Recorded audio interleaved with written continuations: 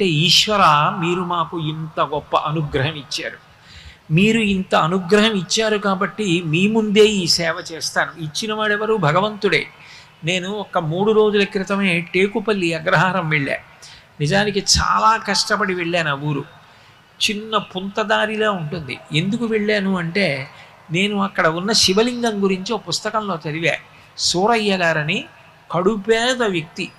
ఆయన శివుణ్ణి, శివలింగం అంటే అది ఏదో చిన్న ప్రతిమ అని కాకుండా అది శివుడే అన్న నమ్మకంతో ఆ శివలింగాన్ని కటిక పేదరికంలో ఆరాధన చేస్తూ కొడుకుని రోజు శివాలయంలోకి పిలిచి, ఒరే, ఎప్పటికైనా నువ్వు గంధర్వగానం చెయ్యాలరా, నీ పాట విని ఆబాలగోపాలం మురిసిపోవాలరా, తన కష్టం మరిచిపోవాలరా, నీకు అటువంటి సంగీతం రావాలరా అనేవారు. అది గట్టిగా అప్పటికే 15 ఇళ్ళు ఉన్నటువంటి అగ్రహారం.